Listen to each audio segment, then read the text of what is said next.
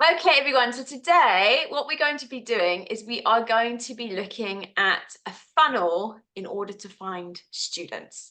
So your funnel can look different depending on what market you are looking to find students in, and maybe what software, like what social media platforms you're using. So it's a bit of a tricky one because it really depends on you and your business. So what I'm going to do is really teach you the concepts of a funnel and looking specifically at two different funnels. The first funnel is looking at Facebook for a global audience. So how to find students in a funnel if you're using like social media like Facebook, Instagram, TikTok, any of those. I personally use Facebook and I teach you guys how to use Facebook. And I call those finding global students because anyone in the world you can find there. Now, I also teach you a different funnel, and that is how to find students in China. And it's totally different. So if you are looking for students in China, because of the Great Chinese Firewall, you have to use Chinese social media, and you also have to use like their cultural norms. So when we look at a funnel, we talk about email lists. Now, China doesn't really use email. So what can we do instead as a way to nurture them into paying students? So that's what we're going to unpack today. I'm not doing that. So we talked last month about lead magnets. So if you haven't, if you're not familiar with lead magnets, I'm going to touch on it quite quickly today. I'm not going to go into it in a huge detail, but you can also look at the lead magnet session in the course if you want a refresher. So these are the global students I talked about. If you want to get them as a student, what you would usually do, this is a typical funnel, is you would advertise your services with something like a lead magnet where you would offer value to them. So that could be posting in your own Facebook page. It could be posting on other people's Facebook groups, which is what I teach you how to do. Okay. And basically, you want to be throwing your name out there and your business out there with a value, like a value-based kind of post, right? Because if you're offering value and they are responding to that, you can maybe exchange details, like you can get their email address, right? I'm going to go into this just in more detail just now. Now, once you've got their email address, you get to nurture them. And nurturing is really important because most people, if you go up to them and you say, buy my stuff, they're not going to buy from you. They've got to get to know you. They've got to build trust with you. And over time, understanding what your services entail, that's when after you nurture them, they're eventually going to buy from you. Typically, right? Sometimes these steps can be bypassed with things like referral marketing, which is why I also say if you've got one student and you can use referral marketing, that's such a great way to find students, because this is really from cold leads all the way to warm leads to people who buy. All right, now this is the funnel for global students. Now it looks totally different if you're finding students in China. Now, you would still do things like a lead magnet. Now, this could be like a free trial class with a flyer, okay? But we looked at like some, better kind of lead magnets that you could offer that are different to that, and we can unpack those quickly in a second. But once you've given a lead magnet away, instead of getting an email address like you usually would for the rest of the world, because China culturally doesn't use email that much, you would nurture them either inside a WeChat group or a Shanghongshu group, or you could nurture them through something like a WeChat broadcast. And that's what I'm going to be teaching you about today, is how to send a broadcast message on WeChat in order to be able to reach out and nurture people who are friends with you on WeChat or in your WeChat groups, right? And then once you've nurtured them with your services, then they're eventually going to buy from you. Okay. Any questions so far about these two funnels and how they're different? I'm going to just look in the chat quickly because I do see someone had mentioned something in the chat. Oh, it's just a hello. Okay. All right. So we're going to go on. If you want to ask a question, do feel free to write it in the chat, stick your hand up. Okay. And I can answer you there. Why is this going backwards? I want to get all right, let's very, very briefly look again at lead magnets because we have covered this. Now, a lead magnet could be something that you're offering for free, which is giving someone a value. in line of your services. So if you're wanting to teach students English, your lead magnet wouldn't be like a science-based article, right? Because you're not looking for science students, you're looking for English students. So you have to think of a lead magnet that's going to naturally progress to attract people who are going to buy your things. So this could be like an ebook, it could be like the Cambridge level test if you're in a Cambridge curriculum teacher, it could be a vocabulary list, an exam paper, past paper, you know, all of these kind of things. It could even just be a learning community, like join my WeChat learning community for the IELTS exams, and I'm going to share tips with you in there. So you could be quite frank and say, like, join my closed community. This could be in WeChat, which is for China. But if you're looking for students globally, it could be WhatsApp. It could be Instagram, Telegram, Messenger, Slack. It could even be a Facebook group that they join. But it's basically a closed community that you're inviting them to so that you can nurture them. But you're offering free content to them, you know, on a regular basis, which is why they want to join. Now, these are some different lead magnets. If you want to take a screenshot of this, you can. I did get over this in a lot of detail last month, so I'm not going to go into it as closely, and it is a self-paced lesson. But really, if you're thinking about lead magnets, these are all different ones that you could do, like reading lists, book reviews, workbooks, access to Google Drive. That's only for people in a global audience, not in China, because China can't get into Google Drive. It could be a video, a guide, a link. So even it could be, yeah, a short video, like an educational video. Now, if you're doing it globally, you could do that to YouTube. If you're doing it for China, you can upload that to Bilibili. All right, and then obviously a big one that I always do, and it's my usual big lead magnet, is a free group class. That's my big one. So that's the one that I choose to do most of the time, is inviting them to experience my teaching, because ultimately I want them to pay for my teaching. So this is usually my biggest lead magnet, although I have tried other things too. All right, when you do a lead magnet, you also want to give them a call to action for the next step. You're not just giving value away and then, you know, leaving them. You want to invite them. You want to say, okay, what can you do next? So this could be to, you know, join your closed community group. It could be to come to future free trial classes. It could be, hey, invite a friend next time to join my closed group where I nurture you, or to join, you know, another free trial class. The obvious one is obviously when you are doing something like, for me, a free group trial class, at the end of that, I want to promote my paid services. So I'm not just giving away stuff for free. I'm always providing an opportunity for them to find me and pay for my services.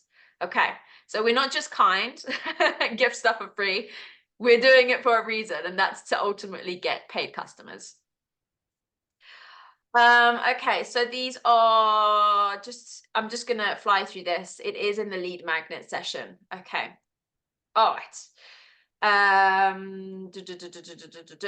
Okay, this is the part of the lesson which I want to focus on today. What happens if they don't buy from you? What happens if you do a free trial class and they say it's not working, they're too busy, it's too expensive, or whatever the story is? They might give you a reason. And to be honest, it's quite good to get a reason, because that feedback helps you to grow as a teacher. So if they don't buy from you, what do you do next? And this is where we want to nurture them, right? I should have let you give some input there, but I mean, do you have anything specific that you do with people if they don't buy your trial class, or if they don't respond to you and they ghost you? Like, what do you do next? Does anyone want to share? Maybe this has happened to you and you've got some ideas to share with the group. So if you've got an idea, what do you do if you've given it, especially a free trial class, and then they don't join you for your services? It can be quite disheartening if you just leave them alone and walk away, never speak to them again. Okay, I've got someone in the chat. Good. Okay, Christine, awesome. Christine has said, make a diary note to go back to them in the future. Wonderful, Christine. Excellent. Does anyone else do something?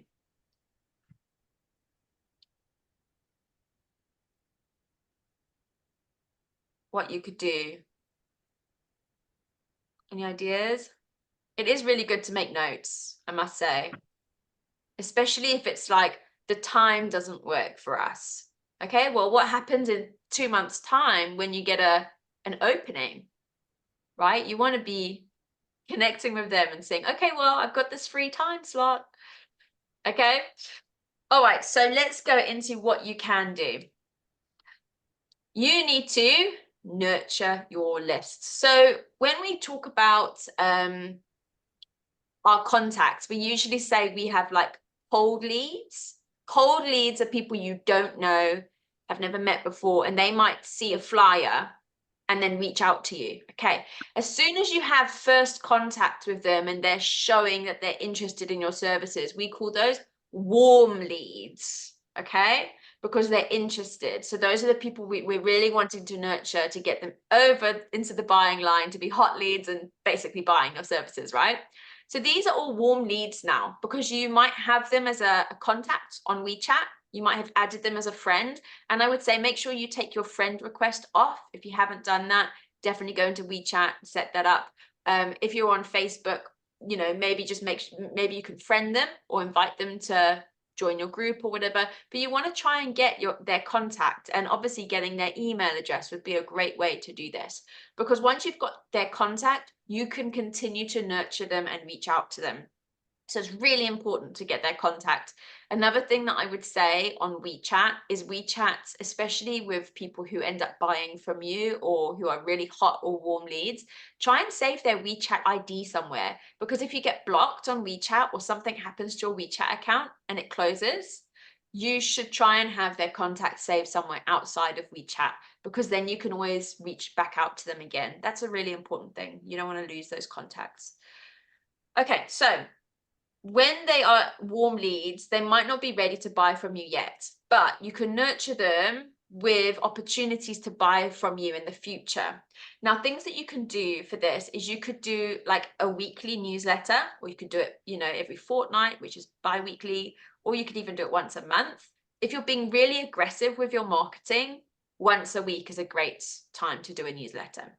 The other thing is you can continue to give them value-based content with a call to action. So particularly for me in my WeChat groups or in my Facebook groups or in my email, I'm always sending different value-based content. So that might not be a newsletter.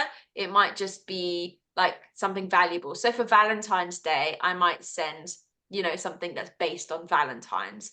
The same for Chinese New Year. Like recently with Chinese New Year, I would send them some value-based content on English phrases or English lessons or English books written in English about Chinese New Year. All right, so the next part of the lesson, I want to give credit where credit is due. So this girl is called Yasmin. She joined the iTeach course in September last year. She then advertised in October, November. She took December off and some of January off, but she's got a full schedule. So she's got 20 students, she's got a few group classes going, and she just like plummeted into this, aggressively finding students, organizing with people. And she's also come up with some of her own ideas. Like Christine, you mentioned, you know, writing in your diary some notes. She's come up with her own ideas to be able to nurture people.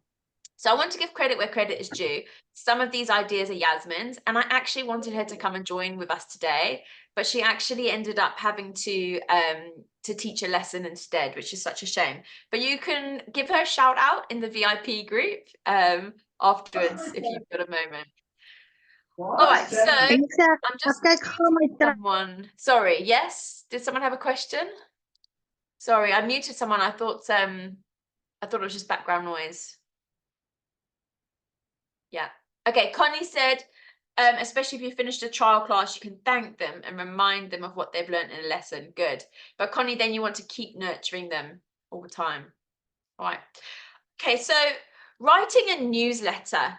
You guys should be familiar with what a newsletter is. It's typically something that's sent to your email on a regular basis, just kind of being a touch point, reminding you of someone's services, maybe giving a bit of value content. Okay, this is what we typically do in emails. But culture lesson, in China, they don't really do emails. It's just something that they don't do. It's just culturally, if you send out emails, they don't really check them. It's just, you know, not something that they typically do. So we need to consider other ways to nurture our contacts on Chinese social media, such as using a newsletter, but in a different format. So this is a newsletter that Yasmin has set up and that she uses for her contacts. So if you just look at this newsletter, it's just called English Resources. So it's value-based. It's not about her, okay, right now. It's about giving value to people who are looking to improve their English. So she says, I'm going to send out a fortnightly, that's bi-weekly, newsletter with some extra helpful resources for you and your children as they learn English. I look forward to continuing to support your child in their language development and confidence, and I hope we have fun together. And then she's got her name. Now she's got these links here. So it's 1, 2, 3, 4 different links that the students can use basically to be finding English-based lessons so that they can improve their English. She's also got a word of the week, okay, and the explanation. And she's also got a story of the week. Then she's just got her call to action right at the end in a small little way, making sure value is the biggest part here. She's saying, I will be running group classes in January to February during the winter holidays. If you are interested in joining, please let me know. If you have a friend who's interested in English lessons, I'm also running a referral program. Great, right? So now all of this, obviously, if you want to have the highest impact, you can translate it into Chinese because then parents, if they're in China, can read it. It would be the same, like if you're sending a newsletter to maybe Spanish-based people, you could do that. I think the only difference would be maybe like if you're doing word of the week, you might want to be doing that in English, right? But some of this, like the notices, you want to make sure that everyone can read it, whether they're like bad at English, broken English, or they can't read at all. If you are writing this in their, you know, native English, their native language, they'll be able to read it. Now, the only thing is with this with the links, she has sent as a PDF resource. So she sent these manually one by one by one by one. So she's gone through her contacts and she's sending these through manually one by one. That is quite time consuming. The other thing that you can do is you can send a broadcast, but you can't do it as a PDF with links. So you can only do that as a JPEG. And that's where I taught Yasmin. I said, listen, Yasmin, this is nice to start with, but once you grow bigger, to send everyone one, it's so time consuming. So that's where I coached her and I said, well, why don't you do it as a broadcast message, as a picture? So you can still provide value with maybe a word or definitions or maybe a book that you recommend or something like that, but there won't be any links to click. Okay, so just going back one step, I'm sorry, I didn't cover this. Yasmin found this in Canva. She just punched in beige fun classroom newsletter. So what I think I'm going to do is I'm going to encourage Liv to actually do that with you guys this coming, and when she does her Canva one. So if you go to Canva and you just punch in classroom newsletter templates, okay, there's some beautiful templates. I actually really like the look of this blue one.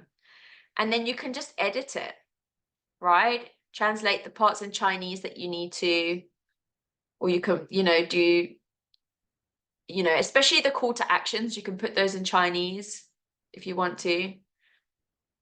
All right, but if you want to find like a template on Canva, you can just punch that in and then edit it.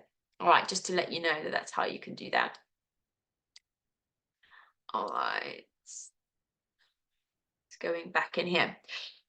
So if you are wanting to send it as a PDF with the links, when you share it in Canva, when you go to the downloads, just make sure in the file type you're choosing PDF, because that will allow people to open a PDF and open the links. So if you've got a small list right now and you're being aggressive, maybe doing what Yasmin has done is actually quite good. Okay, so you can do that.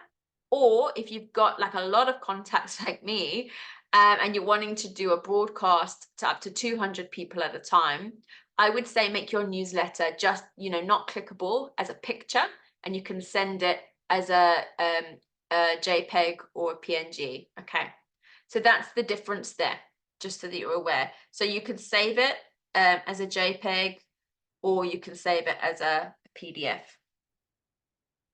So what we're going to do is, hopefully you've all got WeChat. I want to quickly show you how to send a broadcast. So if you all want to get your phones out, I'm going to quickly do this lesson with you to show you how to do a broadcast. Obviously, if you forget, you can come back to the recording of this lesson later on. All right, so everyone get your WeChat out. And I'm just going to teach you how to do a broadcast, because I think this is quite good, especially when you're getting bigger and you've got lots of contacts and you want to send them a picture. The thing is, you can send them a picture, you can send them a text, but you're only allowed to send them one thing at a time. You can't send them a picture and a text. You've got to choose one or the other. So you should all be out, get your WeChat out. As you can see, I guess I'm not doing this to brag, but I've got so many people in my WeChat. It's a bit ridiculous. So once you've got so many people and you're wanting to do a broadcast, you can send up to 200 messages at a time. So when I do a broadcast, I would do like, a few different broadcasts. I've got teachers here and I've got like parents and students. So you can choose who you're going to send it to. So let's do this together. I'm in WeChat. If you go to chats, if everyone goes to chats, you then need to click on the magnifying glass on the top right-hand corner. So everyone should be there right now. Chats and magnifying glass. Okay, let's go to the next one. Then you've got the opportunity to search for a friend, but instead of searching for a friend, you are going to write in broadcast. So as soon as you write in broad, it's going to pop up broadcast. Okay, so you can click on broadcast. Step 5 is click on new broadcast message. It's pretty easy. And then you need to select the people you want to send your JPEG picture newsletter to. So you can send text. And so traditionally, I'm going to be honest, I have only ever sent my flyer as a picture. That's what I've only ever done. But I think the idea of a newsletter more frequently is a great idea. And that's where Yasmin has come into the mix and given me that idea to send it as a broadcast. I think it's brilliant. And it's only something I've really just thought about this week. So I wanted to give credit to Yasmin for that. So instead of, sending my flyer, I've created a newsletter, value-based stuff with a call to action. And I'm going to select the contacts. So everyone who I've got in here, like if just select the people who you want to send. So this could be people, it could even be current students, or it could be like people who are not students who you've done trial classes with or whatever. And again, like if you've got referral programs, if you've got free group classes, like a Valentine's Day group class coming up, anything like that, you can send out your newsletter with your call to action. Okay, so once you've selected the people that you want, you can only select up to 200 at a time. Okay, you then press next. Now, before you send it, you can see who you're sending it to. So I decided just to send it to Liv and Kerry there. And then you click the plus button. And this is where you go to your album and you choose your newsletter picture. So you've created your newsletter, you've saved it as a JPEG, which is then a picture. Okay, you've saved that to your phone, so it should be in your library, okay, or in your gallery rather, or whatever it's called, album. Okay, once you select your picture, the next step is send. Okay, because you can't send like a text and a picture. It's like one or the other. Okay, so then once you've done that, that's sent. So everyone, 200 people or however many people who are on your list, you then send them that. And I think it's just a really great way to nurture the people who you've already had a touch point with. And Yasmin plans to do this every 2 weeks. So if someone is interested, that's really good. Another thing that you can add on your picture, which I think personally I would do for my my newsletter, I haven't done one yet as a newsletter, is to add my WeChat group QR code. So say you've got a Valentine's Day group class, free trial group class, right? Put your QR code for that on your newsletter as one of the things, and have that as your call to action. Like, this is a newsletter, happy Valentine's week. These are some words that you can learn. Da, da, da, da. By the way, if you want to join a free Valentine's group lesson, here's my QR code that you can scan. So they might not be like, they might not see it in like a WeChat group, but when you send it as a broadcast, they'll see it. And I have done this before to add people to groups. So I started like an adult speaking class, and I did this as a broadcast, and that's how I got like 200 people in. And then once I've got 200 people in and I nurture them, they tell their friends about it and they invite them into the group. So it's really like my funnel, especially for Chinese social media today with broadcasts. All right, I'm going to take questions now because this might have been a bit confusing. Otherwise, you might be like absolutely delighted with trying this out as an idea. Okay, Tatiana's saying, you still haven't got to your WeChat account yet. Is someone willing to help me with that later time, please? Tatiana, what I want you to do is pop that in the Facebook VIP group message. And when I see it, I'm going to ask one of the trainers to see if they can help you. So I'm just going to comment and see. Yeah. The issue is you've got to be verified for more than 6 months, and you can't verify more than one person in a month. It's a bit tricky to find someone, but I'll ask around and see if I can get them to help. Okay. All right. Any other questions relating to broadcast and creating a newsletter? Does anyone think this is a wonderful idea? Like, I don't know how far you are on your journey, but for me, I've got a lot of warm leads. And so the idea of putting a newsletter together every 2 weeks or every week, it's a great idea to be able to nurture those leads. And also it's another way to reach out. So when I'm doing like a big push, okay, I'll put it on my WeChat moments. I'll put it in my WeChat groups. I'll post it on Shanghongshu. Okay. And then I can even do a broadcast like this to 200 people at a time. Yeah, it's a great idea. Cool. Awesome. Jess. Yeah. Can you get WeChat on desktop or Yeah, only on your phone? no, it's on desktop. So here's mine on desktop, and it's so easy because I can drag and drop. The only thing is, I don't think you can do certain things. Yeah, if broadcast, I don't think you can broadcast from there's like it's very limited on desktop. So I can't post in my WeChat moments on my desktop, and I've never done a broadcast from here. Yeah. So, you know, for me, as I'm teaching, so like this morning and yesterday, my students are in here. So I'll message them, you know, saying all about my lessons and things like that, which is nice because if I've got something like feedback, I love just being able to punch feedback into my desktop one, being like, oh, Ellie did so well, or Krista did so well, or we need to work on this. The other thing is you can drag and drop. So at the moment I'm going through great writing with 2 of my students, Ellie and Fanta, and they asked me for the book. I actually don't know, did I drag and drop it?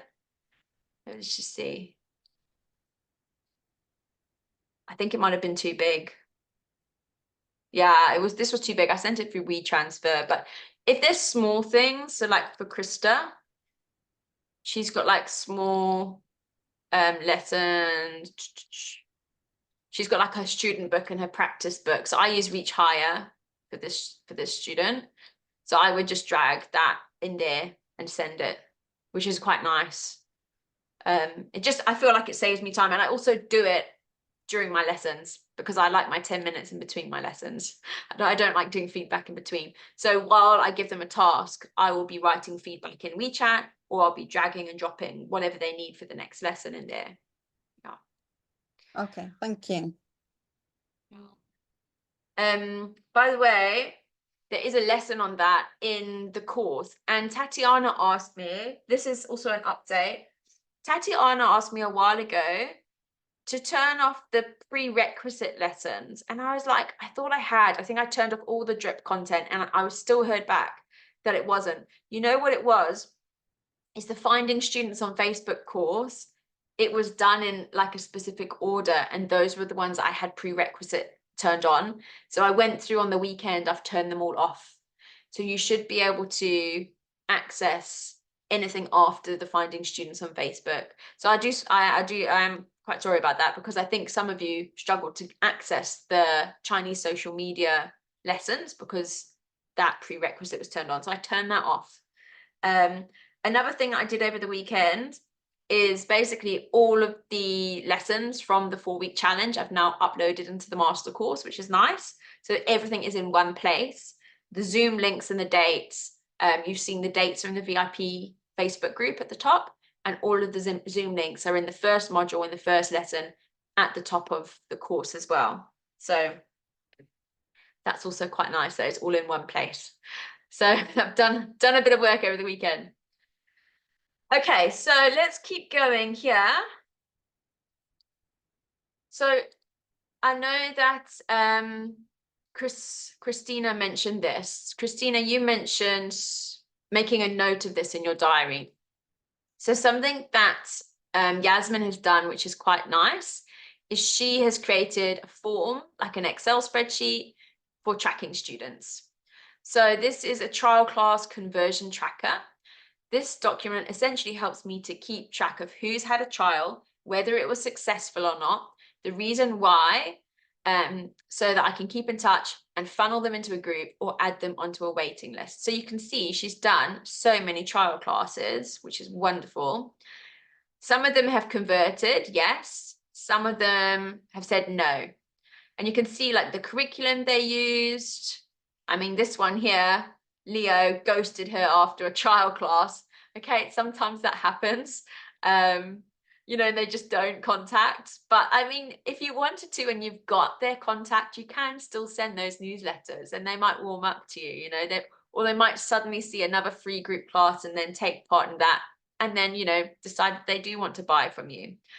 Yeah, and she's just made notes. And so I think this is really clever, because if you are maybe doing group classes in the future, you know, these are the people you need to make sure you want to reach out to, especially if you've got like here, you've got G1. So some of them are G2, but say you've got a student who's like, oh, I want to do group classes. You can approach these students who are in grade 1 to say, by the way, I have got another grade 1 student who's looking to do a group class with this curriculum. Would you be interested? I know that your son is in grade 1, and I think that he would make a really good study partner for this person. So just logistically, especially if you're doing group classes and you're trying to group people together because they can't afford your one-on-one rate, so you can put them into group classes. This is a nice way to be able to do that. And this is another thing that she's done, which is her group class tracker. So it's quite similar, okay? But these are the people who are like saying, we want a group class. So some people, like her last one, I think these were for one-on-ones as well. So she might have taken these as one-on-ones, but these people are for her groups. Now she does need a little bit more group class coaching. So so she did say she wanted some feedback on this, and that this was a very like draft attempt of like just showing me what she's doing. So I think this is great, but she's almost going backwards and saying like, are you interested in a trial class, in a group class? Okay, but what? And now she has to find a student for it. So something that I would always encourage you to do is pick a curriculum, pick a time. You know, maybe you've got one student who is happy with the curriculum and the time, and you base your whole advertising and marketing around that curriculum, that course at that time. And so the thing is with group classes, if you're wanting to get like 4, 5, 6 students, you can't have one mum saying, well, I want to learn for Reach Higher, and another mum saying, well, I want to do Wonders. You know, you've got to get them all to do the same curriculum on the same level at the same time. And that's where you kind of have to just promote yourself and do your marketing around one curriculum at one time for one level of student. But she's doing like quite a few group classes, like 2 kids in a class, which is still very profitable. You can even get 3 kids in a class. And so this way is one way to also keep track of who's wanting what and what level. Okay, so I have got some questions in the chat. Okay, Neil is saying, is the newsletter created on Canva? You might have just come a bit late, Neil, but yes, on Canva, what you can do, if you go to Canva, you can just punch in templates. So you can go up here into the search bar and you can just put in fact, she did beige classroom newsletter, but you can just put in classroom newsletter. It gives you loads of great templates to use. And she chose the beige one, which was one of these anyway, but you can choose one of these. I think it's a great idea. Now, if you go into one of them, like this one, she's edited it. Just remember, if you want to do links, you're going to have to send it to people directly as a chat, as a document. You can't send broadcast messages with a document, with a PDF. Broadcast messages, you can only send text or a picture. So when you go to share here, when you download it, you've got here, you can either choose the PDF, which is where it allows you to get links, or you can do a picture like JPEG or whatever. So I actually, did I test this earlier? No, I didn't. So I'm just saying, like, you've got to save it in the correct way, depending on what you want to do. So for me, I personally got so many contacts, and I would probably do it to broadcast for a new group class, and I'd probably put the QR code in there. I would just make it a picture, and then I'd save it as a JPEG and send it as a picture in a broadcast. Yasmin has been doing it one by one by one by one with a PDF. It's quite time consuming for her. So I think she's also going to switch to the broadcast. All right, let's have a look. Yeah, so Christina, JPEG format is one which is a picture only and no links. So let me just show you the difference. I did actually download them earlier. So this is a picture, okay? And I can't click on the links. Doesn't work. But if there was a QR code on there, I could scan it. So that's where a QR code is really powerful, because if you put your QR code there for a group, then people can still scan that, which is a call to action to go into like, say, your free group trial class, whatever. Okay. But if you are like Yasmin and you're wanting to send it to provide value, you need to send it as a PDF. Excuse me, this was the wrong one. This is the PDF here. Now, say I'm a parent and I just received this as a PDF. These are all clickable. So it takes me to the sites. Okay, so Yasmin's been doing it as a PDF, one by one by one by one. She says it's very time consuming, but it is providing value. For me personally, I would say I would provide value in the form of like anything that they can read on a flyer. And my call to action would be like to join my group class. Yeah, so I think what I need to do is actually do a lesson myself and show you what, you know, a picture of maybe a group class link that I would do. But yeah, okay. Does that make sense? Let's look in the chat again. I got on WeChat via Facebook and I didn't need verification. Perfect, Neil. Okay, great. I think that's a recent thing. I don't think it's a bad thing. I personally haven't ever tried that. So, because I did it years ago and they didn't allow you to use Facebook as a verification thing. So, Neil, to be honest, I do outsource like very specific Chinese-based social media coaching with Katie. She is a lot more in the know than me, and I don't mind admitting it because, you know, I think she's the best, and that's why I bring her into our coaching. So she's got that Facebook group. I think it's called WeChat and Shanghongshu, China, Finding Students. I would probably ask Katie just to see, is it bad using my Facebook as a verification? Because I haven't ever tried that. So it sounds like it's a good idea. If you haven't had problems and you're on there, great, fantastic. But I haven't tried it myself, so I don't want to comment because I don't know. She might have some ideas. Tatiana. Okay, I'll message you back later, Tatiana. No, it's Monday morning. I was watching the Super Bowl late last night. I haven't checked my messages. Sorry. Okay, Neil, is this useful for IELTS? Yes. If anything, I think that's a fabulous niche to be in. And, you know, you can maybe do a newsletter with maybe, I don't know if you could do like speaking, reading, listening, and writing, like 4 different parts, and give them maybe some ideas and things to practice. If you're doing links, so if you're wanting to do a PDF file, you know, to provide links to maybe a video that people can watch, or some vocabulary or listening exercise, absolutely, you know, and I think newsletters are great for that. All right, I'm going to keep going into the lesson because I've got a few other things that I would love to share with you, which is the email newsletter. So if you have put up with the Chinese social media stuff that we've been going on about, particularly with that funnel, but your students are on global, so maybe you're using Facebook to find them, Instagram, TikTok, whatever your funnel is. I personally teach you guys how to use Facebook, but a lot of the students that you can find globally do use email, and email newsletter marketing is really a great way to connect with them. So I've done some research since last month, and I'm actually doing a course at the moment with some of the students. Go around has joined me for that.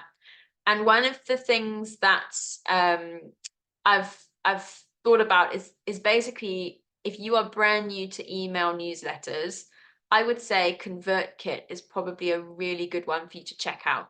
Now, I personally use something called ManyChat, and I use it to link to Facebook and Instagram. And that's how you guys have found me. That's how I nurture you for my course as well. But I also do that for my 11+ students. The only thing is it is a little bit complicated.